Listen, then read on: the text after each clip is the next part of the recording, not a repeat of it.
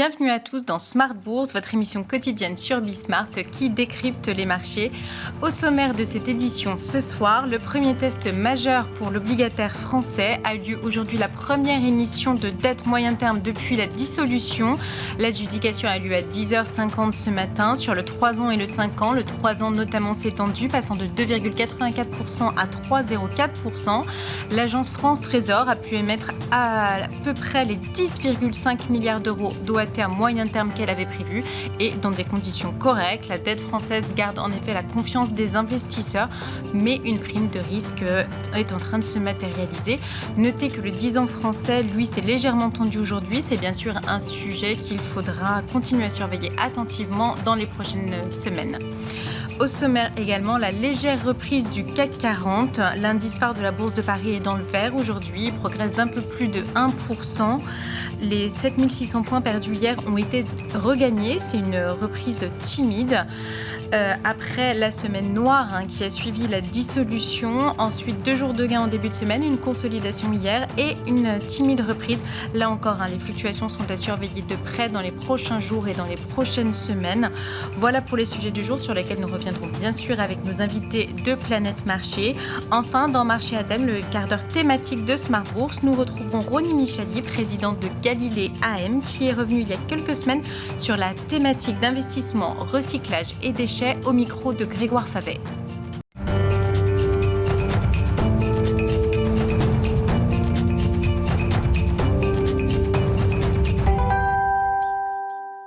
Mais tout de suite, avant d'accueillir nos invités, un retour sur les infos clés du jour avec Pauline Gratel, Tendance Mon Ami, chaque soir en ouverture de Smart Bourse.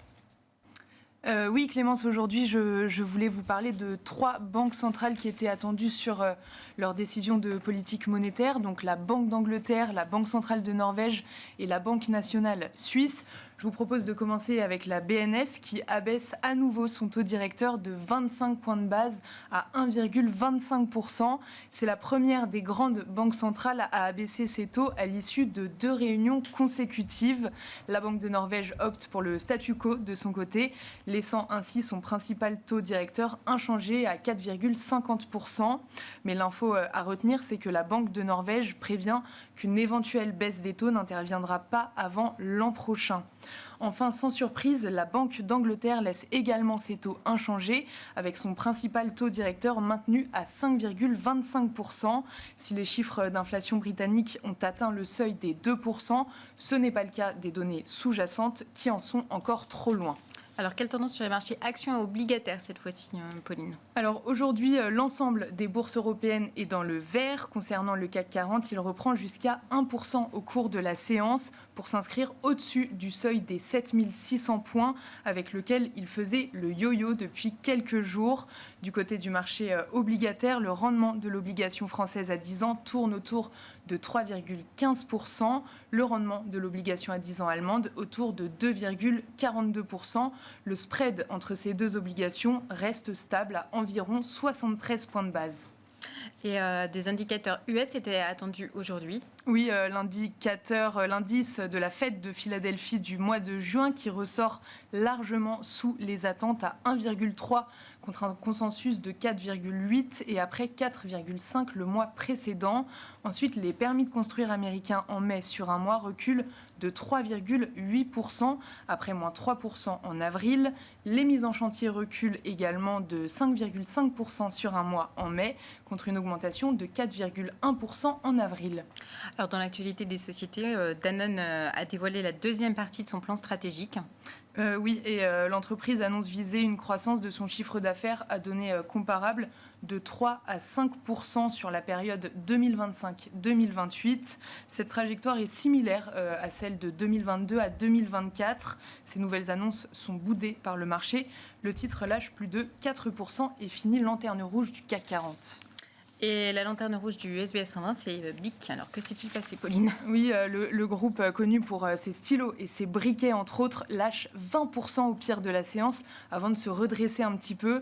BIC révise son objectif de croissance des ventes à la baisse pour 2024. En cause, c'est l'environnement économique jugé compliqué aux États-Unis. Et quel est l'agenda de demain ? Alors demain, les investisseurs prendront connaissance de toute une série de PMI préliminaires pour le mois de juin en zone euro et aux États-Unis. Enfin, demain, ce sera la journée d'échéance des 4 sorcières avec l'expiration de plusieurs produits dérivés. Merci Pauline. Tendance mon ami, tous les soirs, l'ouverture de Smart Bourse, les infos clés sur les marchés.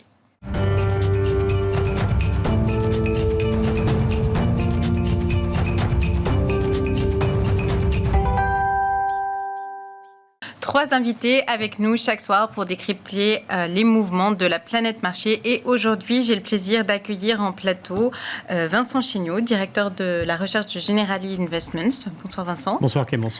Merci à Sophie Chevalier, gérante allocataire chez Dorval AM. Merci Sophie, bonsoir. Arnaud Morel, gérant de portefeuille et directeur de la gestion sous mandat de Premier Parem. Bonsoir. Bonsoir Clémence. Merci d'être là. Alors, on va commencer par l'actu du jour, l'actualité brûlante de la journée, les émissions de dette d'État qui ont pu se faire de façon correcte aujourd'hui. Le spread à 10 ans entre le Bund et l'OAT se maintient aux alentours de 70 points de base. Les marchés ont-ils pris la mesure du risque politique sur le marché obligataire ? Vincent, qu'est-ce que vous en pensez ? Oui, alors on avait, lors de cette décision surprise du président Macron, dissolution de l'Assemblée, on avait en tête, en référence, 2017 et les inquiétudes du marché sur Marine Le Pen et le risque Frexit avant les présidentielles, et un spread qui avait grimpé jusqu'à 80 points de base en effet. On a touché, on s'est approché de ces 80 points de base, et voilà, depuis on traite un petit peu en dessous dans cette fourchette 70-80. Et effectivement, on est maintenant un peu dans l'attente du premier tour. Donc, un marché qui se calme. Et effectivement, je pense qu'on pourrait éventuellement avoir assez peu de mouvements d'ici le premier tour, et il faudra attendre les résultats. D'accord. L'entre-deux tours, en revanche, ça pourrait provoquer un peu de volatilité sur le marché obligataire. Oui, puisque déjà, on pourra avoir une idée sur la structure de l'Assemblée nationale. Je dois dire que jusqu'à présent, il semble que pas mal d'investisseurs étrangers ne sont pas très inquiets et ont en référence le scénario italien où effectivement on a eu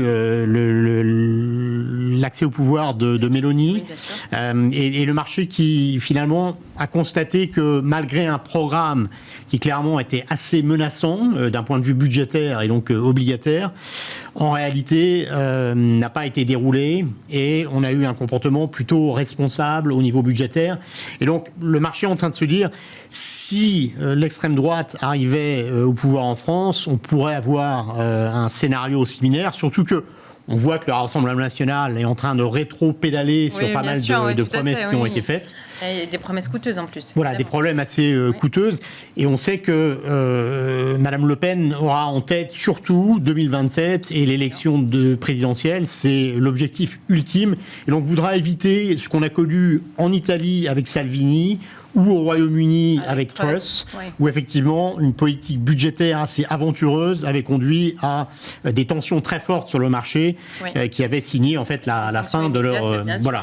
Donc ils voudront éviter ça, et c'est un peu le scénario qui est qui est considéré par les investisseurs étrangers. Je pense qu'il y a un peu plus d'inquiétude en France, parce que notamment il y a des scénarios alternatifs, et notamment un scénario dans lequel on a un Parlement qui est complètement partagé entre deux gros blocs, bloc de gauche, bloc d'extrême droite, totalement opposés, et ça pourrait conduire à un blocage. Et on sait que très vite va venir le budget 2025, il va falloir envoyer une proposition à la Commission européenne. Nous sommes sous une procédure de la Commission, et donc voilà, on parle là du mois d'août-septembre, mais tout ça va venir très vite. Et donc est-ce qu'on sera en capacité effectivement d'agir et de se mettre d'accord sur ce budget? Donc on a des scénarios alternatifs qui en effet sont un peu plus inquiétants d'un point de vue purement marché. Là, je ne fais pas de politique, et sans considérer la possible réaction sociale et tout ce qui s'ensuit. D'accord. Sophie, votre avis, vous, est-ce que le marché price bien le risque obligataire ? Il faut quand même rappeler que la dette de la France est quand même largement détenue à l'étranger. Oui, plus de 50% de détention par des non-résidents. Je pense que le marché a, vous le disiez très bien, Vincent, Vincent a pricé un scénario médian avec une sortie par le haut, entre guillemets, c'est-à-dire effectivement, on peut avoir une majorité relative du Front National, mais un discours qui a été énormément édulcoré bien sûr, de la part du Front National depuis plusieurs années d'ailleurs. Oui, pas simplement maintenant, mais même à l'approche de ces élections, avec une forme de pragmatisme budgétaire, au regard de l'état des finances publiques, etc. Ça, on le fera plus tard, ça, on le fera pas. Bon, c'est très difficile. Oui, en l'état, si ça se passe comme ça, entre guillemets, on peut se dire qu'une grosse partie du stress est intégrée dans les prix. Je pense qu'effectivement, la question se posera à l'entre-deux tours. Si on se retrouve avec beaucoup de législatures où on a un représentant du Front National en face d'un représentant du Front Populaire et qu'on arrive effectivement à une situation plus tendue, on pourrait avoir un renouveau des inquiétudes. Mais pour l'instant, c'était très bien dit, effectivement. Les investisseurs, et notamment les investisseurs américains, il y avait un article du Wall Street Journal aujourd'hui, mettent le doigt sur le fait qu'effectivement, il y a du pragmatisme, que le marché, notamment le marché des actions, et surtout le marché des actions, plus que le marché des taux, a pricé très très vite ces éléments. Alors, pour référence, si on se concentre sur la partie la plus, entre guillemets, qui pose le plus de questions, les financières, les bancaires. On a une consolidation donc, depuis l'élection de la BNP, qui est donc une des banques françaises les plus importantes et les plus solides, de l'ordre de 14%. C'est exactement la consolidation qui s'est matérialisée sur Intesa Sanpaolo, donc le leader italien au moment de l'arrivée de Giorgia Meloni. Exactement. D'accord. Donc on a joué quelque chose de très similaire. Alors il y a quand même une toute petite différence que nous on souligne et qui amène une légère prudence, c'est effectivement le statut de la dette française. Oui. Le statut de la dette française n'est pas le même que celui de la dette italienne. La dette italienne est finalement assez peu détenue à l'étranger. Il y a même des indices obligataires hors dette italienne, puisque la dette italienne fait très peur depuis très longtemps. Quelque chose de nouveau. Ouais. Donc il y a moins de positions des internationaux sur la dette italienne. Ça pourrait être une variable. D'accord. D'ajustement. Donc on verra. Pour l'instant, les gens ont finalement assez peu bougé. Il y a une relative confiance. D'accord. Mais on n'est pas complètement à l'abri d'une mauvaise surprise. On en a eu. Oui. Le Brexit inquiétait peu. Et puis finalement il a bien eu lieu. La surprise a été assez mauvaise. Donc. Arnaud, votre avis sur le marché obligataire, on reviendra après sur le marché actions aussi. Comment est-ce qu'il a été... le risque politique a bien été pris en compte? Oui, par rapport à tout ce qui a été dit, les risques politiques semblent intégrés. On le voit ce matin sur la LGU, qui s'est très bien passée. Elle a été souscrite, comme d'habitude, sur les deux précédentes émissions qui avaient été faites. Ce qu'on voit, c'est le spread qui s'écarte un peu. On est revenu sur le niveau de 2017, mais ce qu'on voit, c'est les rendements qui se maintiennent. On a fait 3,30 sur le pic, là on est à 3,17, donc ça reste correct. Donc ça, c'est les points essentiels aujourd'hui à noter. Sur la partie obligataire, donc la prime de risque a été mise en place. Comme ce qu'a dit Sophie, c'est l'élection d'entre deux tours et voir un petit peu quel sera le jeu qui sera fait sur ces triangulaires. D'accord. Et sur le marché action. Alors, le marché action, où lui, effectivement, comme le disait Sophie, il a quand même réagi très violemment. En une semaine, on a effacé tous les gains de 2024. Faut dire qu'aucun des scénarios envisageables à l'heure actuelle est favorable au marché financier, parce que même si c'était un statu quo sans réelle majorité, enfin, dans le meilleur des cas, on pourrait quand même s'attendre à un blocage. Est-ce que ça a été correctement pricé ou au contraire surestimé d'ailleurs, parce qu'il y a quand même des secteurs qui ont beaucoup souffert, mais d'autres aussi. Est-ce que c'était forcément justifié? Non, vraiment, ça s'est fait hormis les 2 premiers jours où c'était un peu une vente massive, les arbitrages qui se sont faits, on va dire, correctement et de façon juste. Quand on le voit, c'est les concessions autoritaires qui ont été très vendues, logiquement, puisque vous avez une détention de l'État à l'intérieur, vous avez des risques de mise en place, on va dire, de pénalités. Ça, c'est chose logique. Le secteur bancaire, logiquement, puisqu'il est drivé par quoi? Par l'évolution des taux d'intérêt. Et si vous avez un peu de volatilité sur la partie économique, parce qu'on ne sait pas où on va aller, on peut avoir un scénario économique qui pâtit dans les prochains mois, on va dire, d'un Parlement, on va dire, éclaté, où les décisions vont être difficiles à prendre. Donc ça va être des thèmes à jouer. Donc aujourd'hui, ce qu'on voit, et graphiquement, ça s'est très bien arrêté. On s'est arrêté à 7580, c'est-à-dire on a comblé les 2 gaps, celui de février et janvier, qui avait été fait sur l'indice. Donc pour l'instant, l'indice en position d'attente et de l'évolution que l'on aura d'ici une dizaine de jours des élections. Mais voilà, ça se fait, je trouve, en tout cas, dans le calme en termes de contre-performance des valeurs et des arbitrages qui me semblent en tout cas logiques à l'heure actuelle et qui se font vraiment dans le calme et de façon coordonnée. Un petit peu ce qui avait été fait à l'époque sur l'indice MIB italien. D'accord. Sophie, votre avis, vous, c'est dans le calme coordonné il faut quand même se rappeler, enfin, le CAC est quand même les entreprises du CAC 40, enfin, il y en a quand même beaucoup qui font leur chiffre d'affaires clairement à l'international. Est-ce que celles-là aussi, elles doivent être pénalisées ou est-ce qu'elles sont injustement massacrées? Est-ce que c'est des opportunités d'achat? Alors, injustement, bon. La consolidation, si on prend la consolidation, elle avait commencé avant même l'élection sur certaines grandes entreprises internationales, notamment parce qu'elles sont sensibles à la demande chinoise. Donc nos grands vainqueurs français, les LVMH de ce monde. Bien sûr, ouais. Donc je ne pense pas qu'on puisse vraiment faire un parallèle de cette nature.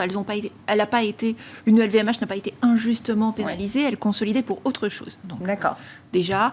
Et après, je pense qu'elle a été victime, comme l'ensemble des valeurs, des ventes massives d'ETF, de futurs, de produits dérivés, puisque dans un premier temps, c'est la réaction de la plupart des investisseurs, nous y compris, c'est-à-dire qu'on vient protéger les portefeuilles. On vend des dérivés. ETF CAC 40, ou au restream de compte, ou peu importe, mais ces entreprises sont très représentées dans les grands indices. Ouais. Donc, elles sont vendues, entre guillemets, à des fins de protection, en attendant de voir effectivement comment les choses vont se passer. Donc, injustement, je ne suis pas persuadée. Il y a peut-être le curseur a été un peu poussé sur certains noms, alors que dans la pratique, on voit qu'il n'est pas si facile pour les gouvernements de mettre en place des mesures confiscatoires sur les résultats des entreprises. On pense notamment à ce que voulait faire Giorgia Meloni en Italie. Elle a été retoquée. L'impôt qui voulait être mis en place par le gouvernement sur les autoroutes, Eiffage Vinci, a été retoqué par le Conseil constitutionnel en France. Donc, on comprend bien que ce n'est pas aussi simple non plus d'aller confisquer l'argent d'entreprises privées, même quand on a une participation d'État d'ailleurs. Donc on verra. C'est normal qu'il y ait une prime de risque. J'aurais tendance à dire qu'au regard de la situation qu'on connaît aujourd'hui et d'une relative dédramatisation, le marché intègre déjà une prime de risque. Pour qu'elle se dégonfle, maintenant, il va falloir effectivement des bonnes nouvelles, et les bonnes nouvelles, c'est plutôt ça le sujet. Alors, pas sûr qu'elles arrivent, et puis je ne serais pas forcément d'accord avec votre lecture qui tend à dire qu'on ne peut pas vraiment avoir de bonnes nouvelles. Non, on peut effectivement avoir un gouvernement qui sera certes fragmenté, mais qui n'a pas d'impact direct sur la vie des entreprises. On ne va pas nécessairement basculer dans un mode confiscatoire. Et si c'est le cas, on était quand même dans une configuration macroéconomique qui tendait à s'améliorer en Europe. Donc on peut sortir du choc politique, on peut sortir du stress politique et entre guillemets, raccrocher les wagons sur un scénario qui reste globalement un peu plus positif à la marche sur l'Europe. D'accord. Vincent, votre avis sur la question, vous tout n'est pas si noir du coup? Je partage l'avis de madame. Je ne dirais pas que tous les scénarios sont noirs. Je pense qu'il y a deux scénarios qui, du point de vue du marché, sont particulièrement inquiétants. C'est d'abord une situation de blocage total, avec deux gros blocs opposés, comme je l'ai dit, qui rendraient les choses difficilement gouvernables. Et là, on aurait véritablement une crise constitutionnelle, comme on n'en a pas connu sous la Ve République. Donc ça, c'est un scénario qui, je pense, serait inquiétant pour le marché. L'autre élément probablement inquiétant pour le marché, c'est une victoire du bloc de gauche. Alors, on sait qu'on a des sensibilités très différentes au sein de ce bloc, et qu'en l'occurrence, le Parti socialiste probablement pèserait assez lourd, puisqu'ils ont cette fois davantage de candidats, et on sait qu'au deuxième tour, face au Rassemblement national, ils ont tendance à faire beaucoup mieux que LFI. Donc le poids du PS serait probablement assez important, et probablement, je dirais, limiterait la casse en termes de choc d'imposition, puisqu'on a beaucoup de dépenses dans ce programme qui nécessiteraient un choc d'imposition important qui vraiment inquiéterait le marché. Donc, cette victoire du bloc de gauche pourrait inquiéter le marché avec les bémols dont j'ai parlé. Après, il y a d'autres scénarios noirs, mais typiquement un environnement un peu de guerre civile, sans exagérer. Si on a deux blocs, effectivement, qui s'opposent et qu'on a de la violence dans la rue, ça inquiéterait également le marché.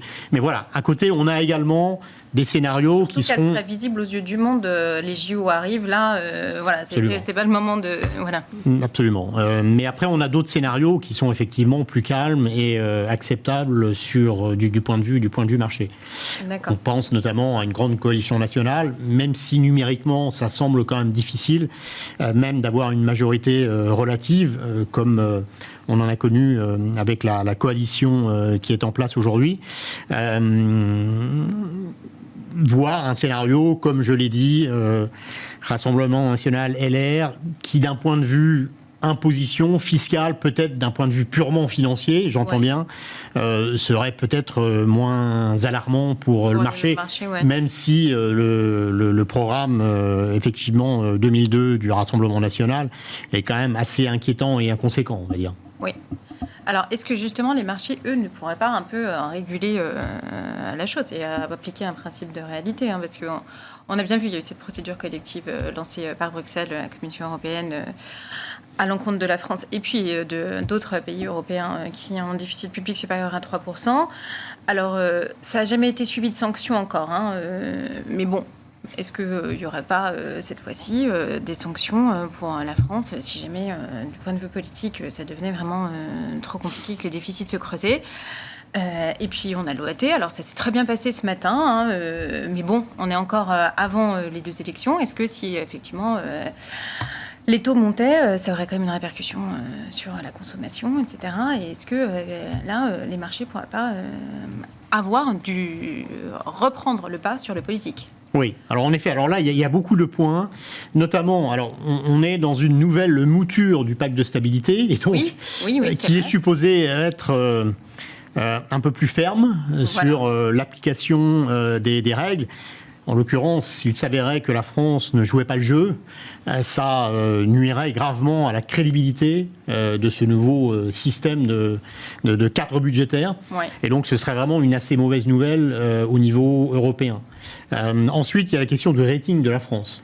Puisqu'effectivement, vous savez que S&P, cette année, a dégradé la France. Dégradé la France, on se dit, c'est pas grave, mais bon, jusqu'à quand ? À A-, maintenant en ligne avec Fitch, Moody's est toujours un cran au-dessus, avec quand même une probabilité importante de downgrade. Bien sûr. Et on sait que les agences de notation ont tendance parfois à paraître un petit peu complaisantes, mais si le marché accélère, elles vont être obligées, elles sont obligées de suivre. Parce qu'en l'occurrence, une hausse des taux menacerait la stabilité de la dette, la soutenabilité de la dette. Et donc ça, c'est un critère majeur pour les agences de rating. Et donc on pourrait craindre un downgrade vers le single A. Et donc là, on peut avoir des effets en chaîne à surveiller. Puis ensuite, il y a l'impact sur l'économie. Effectivement, comme vous dites, je pense que aujourd'hui déjà, avec cette dissolution, pas mal de projets ont été mis en stand-by parce qu'on n'a pas de visibilité, des projets notamment immobiliers, et donc ça peut freiner l'économie. Comme vous avez dit, madame, on était dans une phase de reprise. Enfin, la zone euro est sortie du tunnel après quasiment 1 an et demi de stagnation. Oui. On a eu un premier trimestre avec une croissance de 0,3%. Est-ce que ce choc politique français ne va pas causer un choc de confiance qui freinerait cette reprise ? Cette dynamique, oui, bien sûr. Sophie, votre avis ? Je pense qu'on est très sensible parce que ça se passe en France. Oui. On serait moins inquiet. On n'a pas trop de recul. Oui. Voilà, on manque un petit peu de recul, mais les exemples de gouvernements très partagés qui interviennent finalement assez peu sont pas nécessairement mauvais pour la bourse. Ça, c'est quelque chose qu'on a pu observer à plusieurs reprises. Mais oui, il y a cette question. Alors, vous mentionniez la question immobilière. Disons que c'est pas de ce secteur-là qu'on attendait la reprise la plus rapide, de toute façon. Oui, c'est vrai. Donc, puisqu'on est encore dans une phase très très difficile avec des niveaux de taux assez élevés. Maintenant, c'est vrai que c'est un élément qui était attendu peut-être vers 2025 et qui finalement, une fois, sera un peu retardé. Et c'est un élément construction, immobilier, etc., qui représente une partie de l'activité en France qui est quand même assez substantielle. Tout à fait, oui. Donc à voir, mais c'est pas... Je dirais que pour nous, enfin, la situation du blocage n'est pas la situation la pire, entre guillemets. D'accord. Arnaud, qu'est-ce que vous en pensez ? Quand on reprend un petit peu, c'était quand même avant cet événement, c'était un petit peu les valorisations, les performances. On voit le secteur cyclique qui était quand même au plus haut et bien valorisé en zone euro. Donc aussi, ça a mis quand même un peu de...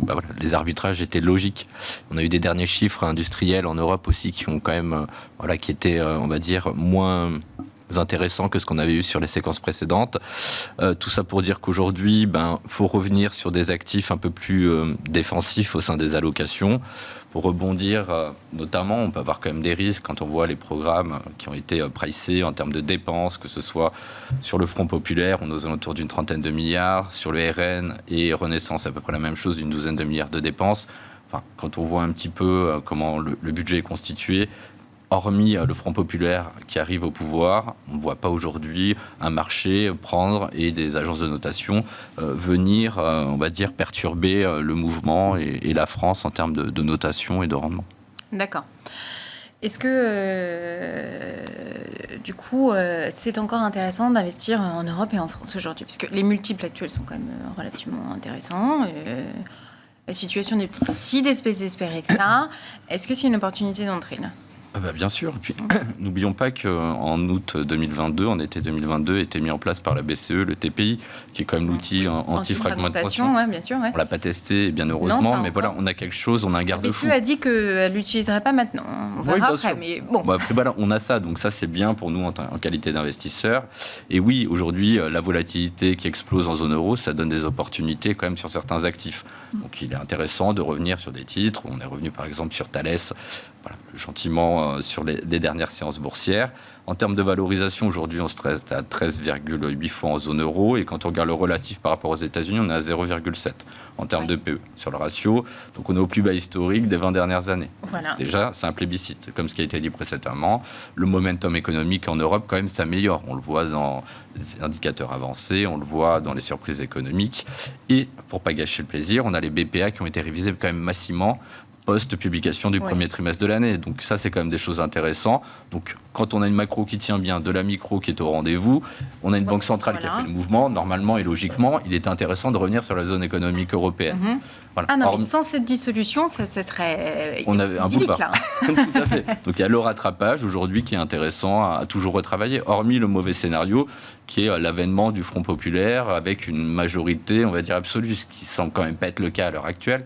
Donc on se dit qu'aujourd'hui, au vu du passé, ce qui s'est passé pour le Brexit, ce qui s'est passé en Grèce en 2013 avec l'élection du Premier ministre et en Angleterre, donc on voit un petit peu, soit le marché chasse un petit peu les personnes qui sont au pouvoir, ce qui s'est passé en Angleterre, ou après on fait, ceux qui sont au pouvoir font le travail en fonction des conditions qui sont imposées par les marchés et qui sont logiques et nécessaires en fonction du budget d'un État. Tout à fait. Est-ce que, Vincent, vous en Europe, vous voyez des opportunités avec la volatilité et des valeurs qui sont avec des multiples intéressants finalement ? Non, je partage l'idée que les valorisations sont plutôt attractives. Les multiples ne sont pas très élevés. Effectivement, dans un contexte de reprise et de baisse des taux, on pourrait être relativement optimiste, d'autant que les chocs politiques, comme ça, souvent, conduisent à des mouvements de marché brutaux, mais on revient assez rapidement à la normale. Bon, avec un bémol quand même, c'est que je pense que pas mal d'investisseurs se réfèrent à des expériences étrangères. Effectivement, en Italie, on a toujours eu des coalitions qui, in fine, alors même s'il y a eu beaucoup de volatilité et beaucoup de gouvernements qui sont tombés, finalement, on n'arrivait jamais à une situation de blocage. On a connu ça également très souvent en Belgique, avec des résultats plutôt assez favorables. Et donc, les investisseurs se disent finalement, oui, est-ce que c'est pas une opportunité d'achat ? Moi, encore une fois, ce qui m'inquiète, c'est que on pourrait avoir cette constitution qui est testée. Dans un scénario de blocage qui serait particulièrement pénalisant. Donc à court terme, d'autant que la valorisation quand même des actions françaises, du coup relativement à l'indice européen, n'est pas, elle, particulièrement bon marché. Oui. Donc à court terme, je pense quand même qu'il faut être assez prudent. Et ensuite, en fonction des résultats du premier tour, déjà, on aura un peu plus de visibilité, je pense. Et on aura le temps de remettre. Là, on est quand même dans un scénario d'incertitude très, très forte. On suit une séquence aussi avec un marché qui, fin 2023, début 2024, a très très bien performé. Et donc, je pense qu'on peut s'autoriser quand même une respiration. On a également les élections américaines qui se profilent, bien sûr, oui, qui sont quand même assez menaçantes pour l'Europe, puisqu'on parle de tarifs douaniers pour la Chine sur des niveaux très élevés, jusqu'à 60% en cas de victoire de Trump. Mais on sait qu'également, il viserait l'Europe et des secteurs notamment comme l'acier, comme l'automobile, comme les produits de luxe. Donc, voilà, je pense quand même qu'on peut s'autoriser une respiration et à court terme, il faut être assez prudent. Nous, on préfère typiquement des actifs comme le crédit investment grade, où on pense qu'effectivement, les rendements euros et dollars d'ailleurs les rendements obligataires sont plutôt orientés à la baisse. D'accord. Ouais. Et en plus, c'est une classe d'actifs assez sûre, qui on voit déjà surperforme les obligations gouvernementales et qui, selon nous, va bien tenir. D'accord, ok. Et sur les marchés actions, est-ce qu'on pourrait penser flight to quality, on quitte l'Europe et on va vers les US? Ce serait une bonne idée ou est-ce que justement les PER sont trop élevés là-bas? Ça vaut pas le coup? Là, du coup, c'est vrai que l'Europe a un peu lâché. L'Europe se comportait plutôt très bien cette année et a plutôt lâché là, face aux États-Unis. Il y a un écart de valorisation qui est déjà très important, donc c'est vrai que c'est pas évident non plus d'aller vers les États-Unis.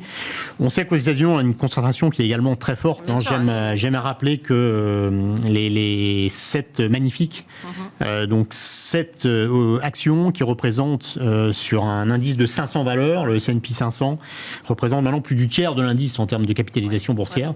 Donc il y a une concentration qui est très forte.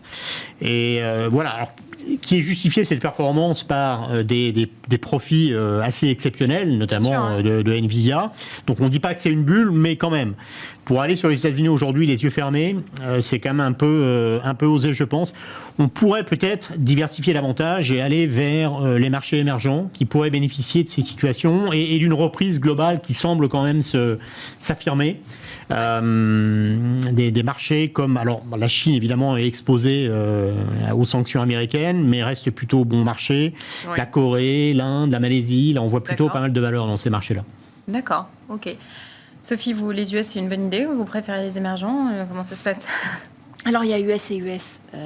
Et là, vous le touchiez du doigt. L'extrême concentration du marché américain fait que, par exemple, le S&P 500 n'est pas aujourd'hui un bon indicateur de la santé des entreprises américaines.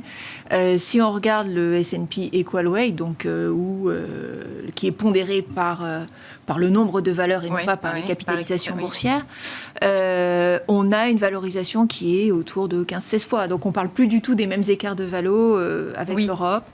Il y a des interrogations. Je pense qu'il y a des façons différentes de jouer, effectivement, de s'exposer au marché. Il y a de la valeur encore dans le marché américain. Il y a beaucoup de thèmes qui sous-tendent l'investissement dans le marché américain, l'électrification, etc. Donc il y a plein de sujets qui sont intéressants, qu'on peut adresser, que nous on adresse sur les marchés internationaux. Alors vous me posiez hors antenne et vous touchiez du doigt la question de la Chine. Pour nous, ça reste un sujet très très compliqué, surtout à l'approche des élections américaines. Oui. Et puis en l'état, il faut être honnête, on ne peut pas dire que l'amélioration de l'activité en Chine soit spectaculaire. Au contraire, c'est-à-dire qu'on reste dans une activité finalement qui est difficile, avec le contre-coup d'un choc immobilier d'une ampleur tout à fait énorme, absolument exceptionnelle, enfin qui est comparable un petit peu à ce qui s'était produit au Japon dans les années 80. Donc on a un choc d'une ampleur très très forte, avec un impact très fort sur le pouvoir d'achat des ménages, sur la confiance des ménages, sur l'investissement d'une façon générale. Donc on a un gouvernement qui essaye de mettre en place des mesures, mais c'est très très progressif et relativement difficile. Et puis l'ennemi commun chinois, entre on ne veut plus acheter de voitures électriques chinoises, donc on met des barrières à l'entrée, etc. Enfin, la nature des relations est quand même bien compliquée pour l'instant. C'est difficile aujourd'hui pour un investisseur américain, par exemple, d'aller acheter massivement des actions chinoises. Ça devient très très compliqué, voire interdit. D'accord.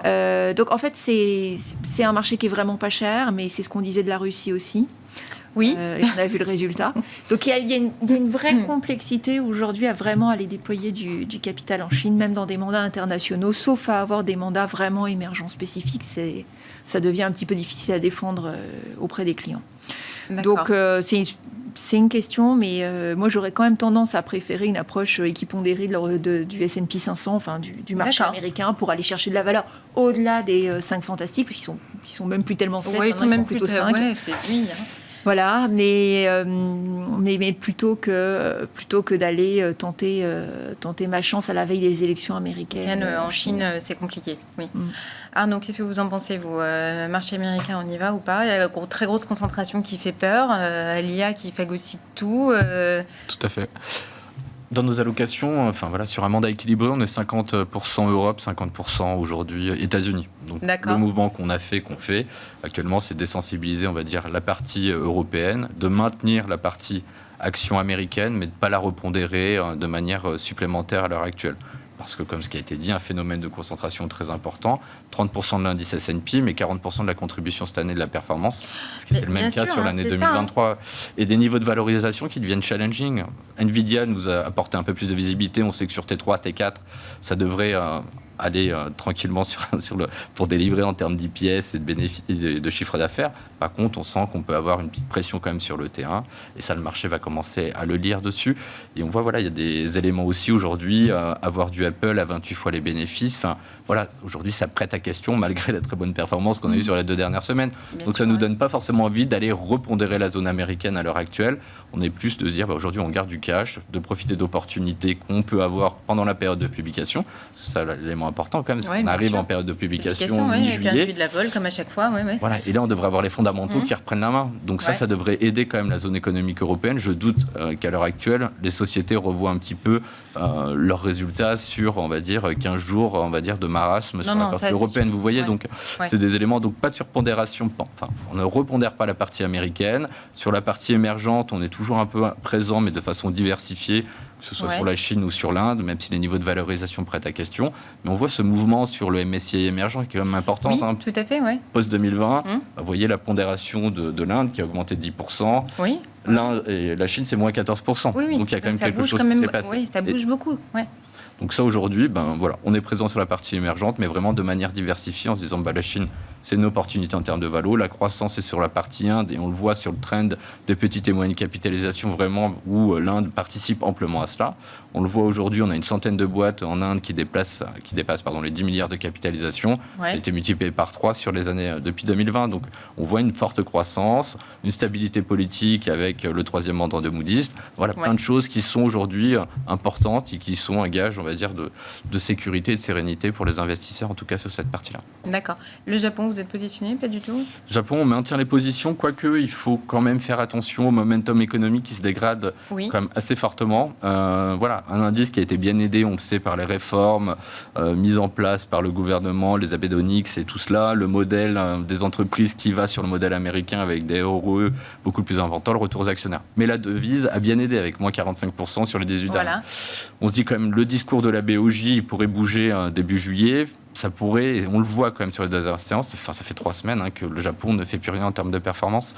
Donc on regarde le momentum économique qui semble quand même se dégrader.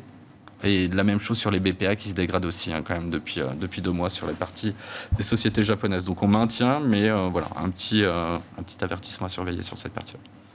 Très bien. Alors, on va passer à l'or. L'or qui est à peu près toujours à 2350, qui est dans un trading range entre 2300 et 2400 $ l'once depuis de nombreux mois déjà. Alors, il avait été soutenu évidemment par le processus de dédollarisation initié par plusieurs pays, notamment la Chine. Le pays avait importé 234 tonnes d'or en janvier 2024. Il y a eu ensuite les tensions géopolitiques. Il y a eu aussi les tensions géopolitiques évidemment entre Israël et le Hamas, évidemment sur fond de raréfaction de la ressource. Là, on a le risque politique. L'or ne descend jamais. Vous pensez qu'il va rester longtemps comme ça? Oui, alors c'est assez difficile à dire, mais on a des actifs comme ça, l'or ou le bitcoin. Le bitcoin, lui, c'est pareil, il stagne là autour des 60 000. Il ne descend pas non plus. Sur des niveaux, 70, mais, sur des niveaux élevés. Je pense que ça représente différents phénomènes, en tout cas pour l'or. Effectivement, ces questions autour des réserves en dollars, notamment après les sanctions qui ont été mises en place contre la Russie, puis les tensions croissantes avec la Chine. On peut penser que les pays émergents ont une volonté de réduire la part de dollar dans les réserves, même si dans les statistiques officielles, il n'y a pas non plus un mouvement drastique qui justifie ce niveau très élevé de l'or. Donc ça, c'est un point. Et puis ensuite, il y a le risque géopolitique qui reste très, très prégnant. Bien sûr, ça, c'est important. J'ai pas de vue très forte sur l'or. Je pense que oui, le deuxième phénomène, ça peut représenter également quelque part un certain doute sur la crédibilité des banques centrales. Après un choc inflationniste très important, j'aime rappeler que sur les 4 dernières années, les prix à la consommation américains ont monté de 20%. C'est totalement au-delà de l'objectif de la Fed. Donc dans un environnement où les dettes publiques ont beaucoup monté depuis 15 ans, d'abord avec la crise financière, ensuite avec la crise Covid, est-ce que finalement les banques centrales qui à chaque fois viennent à la rescousse ne sont pas prêtes à prendre davantage de risques avec l'inflation? Et on sait que l'or, dans ce cadre-là, est plutôt une valeur refuge. Donc je pense que le niveau élevé de l'or représente ces deux éléments. La partie géopolitique, question du dollar dans les réserves, et cette partie-là. J'ai plutôt tendance à penser que les prix vont rester élevés, mais je n'ai pas une conviction très forte sur ce sujet-là. D'accord. Sophie, qu'est-ce que vous en pensez? C'est un actif de diversification à regarder aujourd'hui, même si les niveaux restent toujours élevés. D'ailleurs, peut-être parce que justement, les niveaux restent toujours très élevés. Alors nous, on n'utilise pas du tout l'or dans nos allocations, donc c'est pas un actif qu'on suit de très très près, mais effectivement, ce qu'on observe aujourd'hui, c'est le côté valeur refuge. Il y a suffisamment de tensions d'incertitude, de tensions inflationnistes, de résurgence de tensions inflationnistes, pour conduire certains investisseurs à aller se protéger, entre guillemets, dans l'or. Mais je n'ai pas de vue particulièrement forte sur l'or à ces niveaux-là. Arnaud Pour les mêmes raisons, on n'arrive pas à valoriser l'or, logiquement. Donc l'intégrer dans les portefeuilles, l'expliquer, le justifier, le suivre est très difficile pour nous. En ce moment. Donc après, ce qu'on voit, c'est les risques géopolitiques. N'oublie pas qu'on a les élections américaines quand même en fin d'année. On peut avoir un risque quand même sur le niveau d'endettement des États-Unis. On voit quand même on a un phénomène de dédollarisation quand même qui se passe. On voit les échanges en yuan qui augmentent quand même massivement. On voit le yuan qui est au plus bas, fortement dévalué. Un 10 ans chinois pareil qui est au plus bas des 10 dernières années, si ce n'est historique. Donc du coup, ils essaient aussi un petit peu d'edger. Les banques centrales émergentes achètent énormément et massivement d'or. Ils n'en ont jamais acheté autant. Donc, du coup, c'est une sorte de hedge qui leur permet. Voilà. Donc, des flux. Alors, on va passer à la dernière question. Quels indicateurs à surveiller selon vous pour au moins ces 3 prochaines semaines? Les signaux à pas louper pendant la campagne des législatives. Qu'est-ce qui pourrait faire bouger les cours? On commence avec vous, Vincent? Je pense que d'ici le premier tour, on va continuer à suivre les sondages, essayer de voir comment pourrait se dessiner cette nouvelle assemblée et voir si des alliances peuvent se dessiner.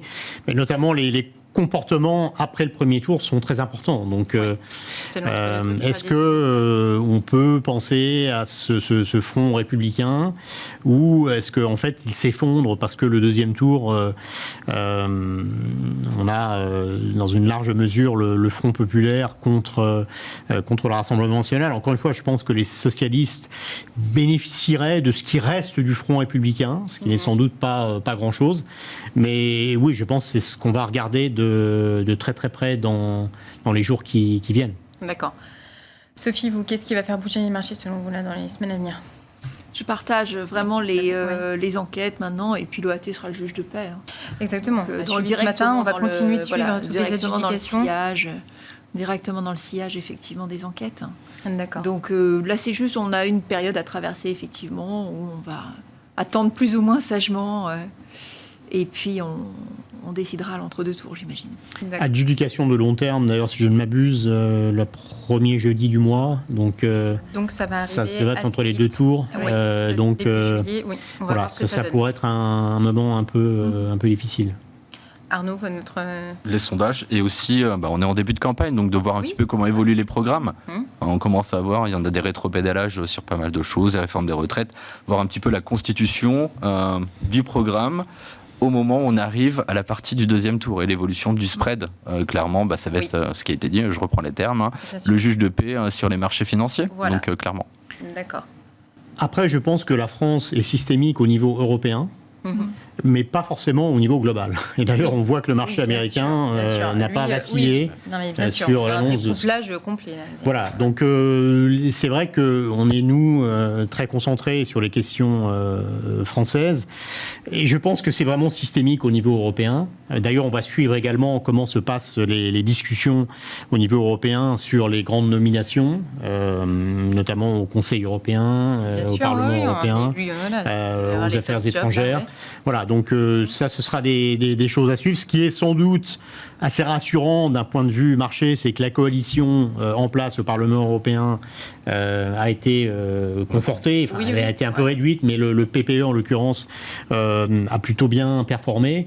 Donc ça, au niveau européen, c'est plutôt un facteur de stabilité. Après, c'est vrai que la direction de la politique européenne, le là est surtout donné par le Conseil européen, donc les chefs d'État et de gouvernement.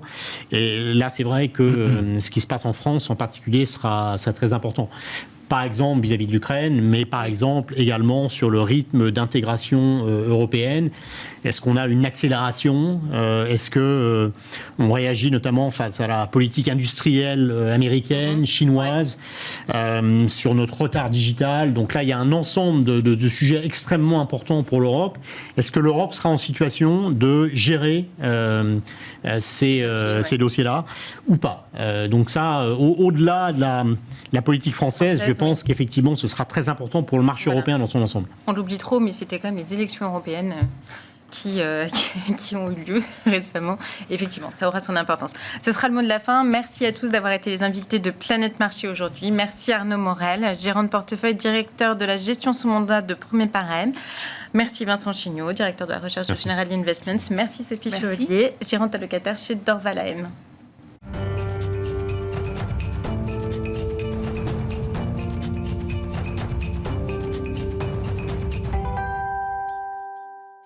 Dans Marché à thème, le quart d'heure thématique de Smart Bourse, nous revenons ce soir sur une grande thématique d'investissement liée au recyclage et aux déchets. Une thématique que René Michali, président de Galiléen, décryptait il y a quelques semaines dans Smart Bourse au micro de Grégoire Favet.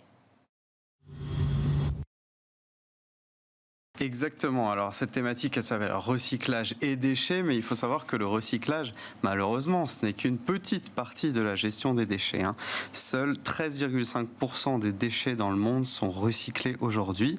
Et dans tout l'écosystème des déchets, et donc les boîtes qui vont être dans cette thématique, opèrent sur la collecte, la négoce, le courtage, le transport, la réutilisation et l'élimination des déchets, et bien sûr, le recyclage. Donc c'est une thématique assez large. Ah oui, donc, bien sûr, c'est un enjeu sanitaire, c'est aussi un enjeu économique et c'est un enjeu environnemental. D'où l'importance de cette thématique qui, je le conçois, n'est pas forcément la plus fun, mais qui est une thématique essentielle.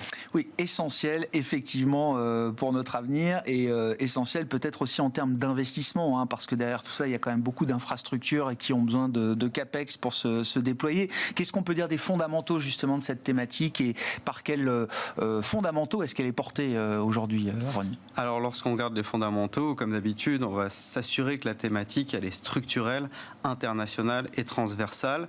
C'est les trois caractéristiques clés pour qu'un investisseur puisse investir sur le long terme, en tout cas sur une thématique d'investissement. Alors, structurelle, elle est portée par plusieurs méga-tendances. La croissance démographique, évidemment, qui dit croissance démographique, dit plus de déchets.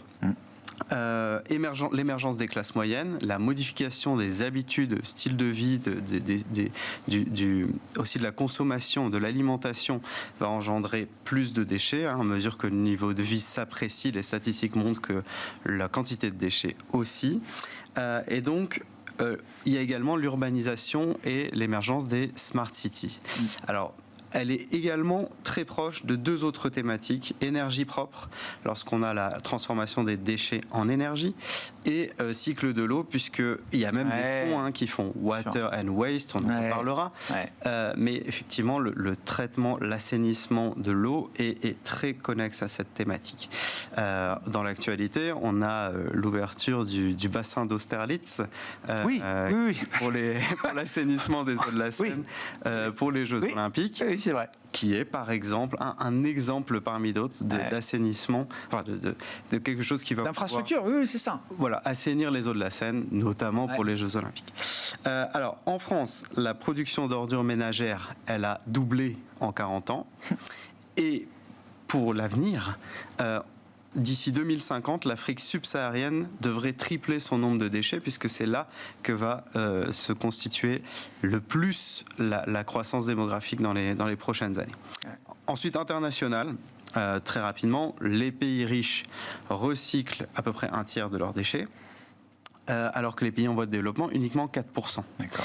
Et moins de la moitié, cette statistique elle est quand même assez importante, moins de la moitié des déchets dans les pays en voie de développement font l'objet d'une collecte organisée.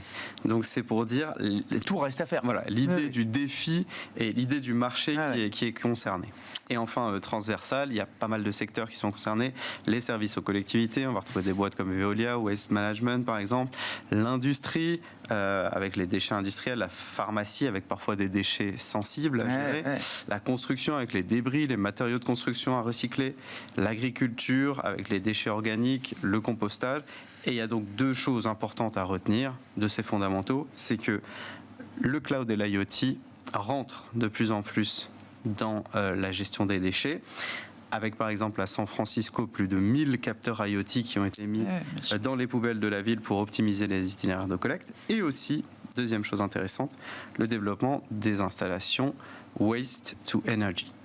Oui, on boucle avec l'idée de la Smart City, effectivement, des réseaux intelligents, de l'économie circulaire, etc. Non, mais thématique passionnante. Alors, vous disiez, peut-être pas fun, mais pas fun, ça veut dire aussi peut-être moins volatile pour les investisseurs. Quand vous regardez les prix, parce que c'est aussi une dimension d'analyse importante que vous apportez avec le Codex, qu'est-ce qu'on peut dire justement de l'étude un peu chiffrée autour de cette thématique recyclage et déchets?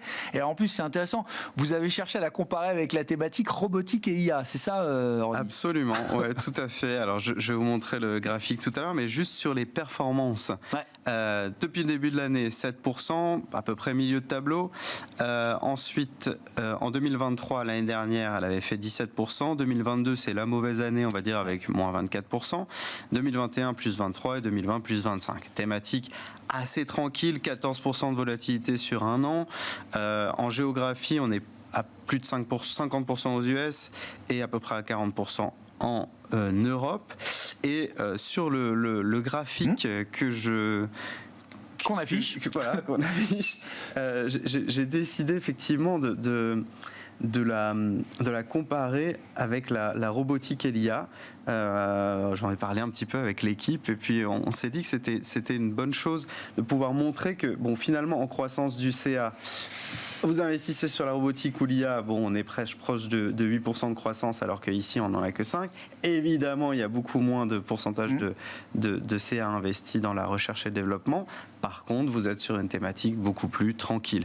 Donc ça permet de mitiger le risque dans un portefeuille. Performance et volatilité, c'est deux paramètres qu'on regarde généralement pour s'intéresser à une thématique. C'est une thématique qui est peu cyclique, mais quand même, alors la statistique qu'on n'a pas affichée ici, c'est la croissance des EPS pour les 3 prochaines années quand même estimée à plus 13%, donc vraiment pas négligeable.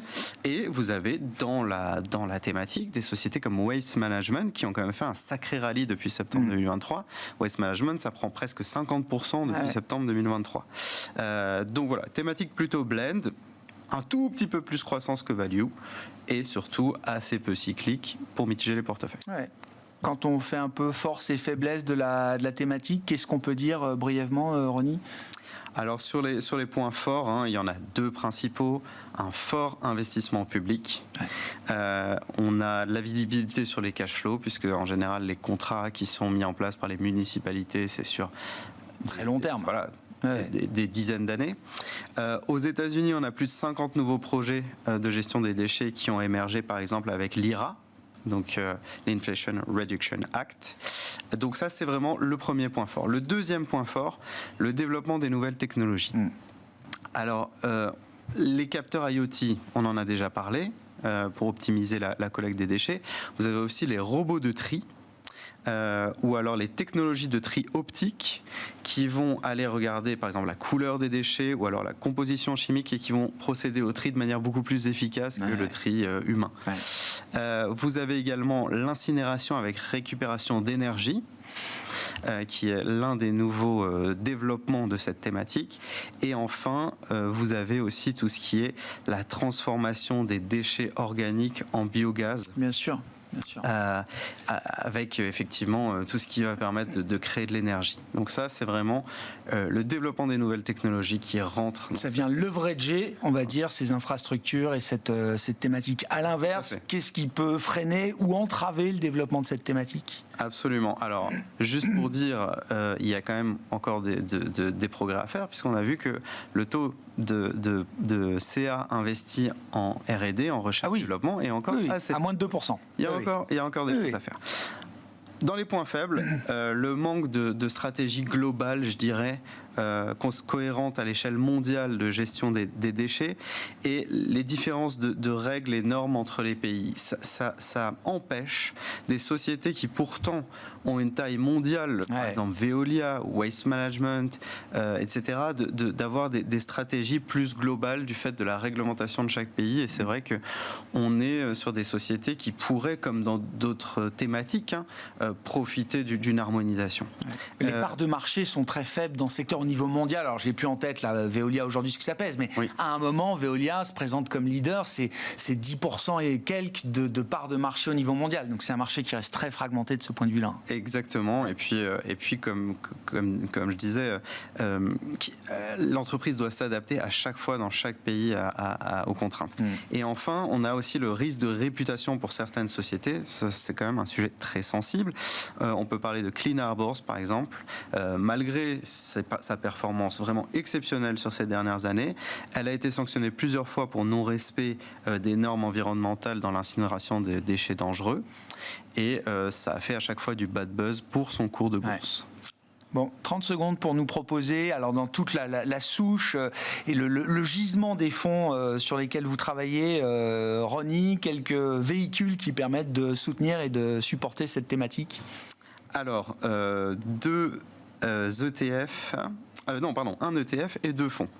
Un ETF de BNP Paribas Circular Economy Leaders, avec des performances assez intéressantes depuis 2020, une volatilité assez réduite. Dans celui-ci, il y a à peu près 60% d'entreprises américaines, donc voilà, chacun y trouvera son compte pour la diversification géographique.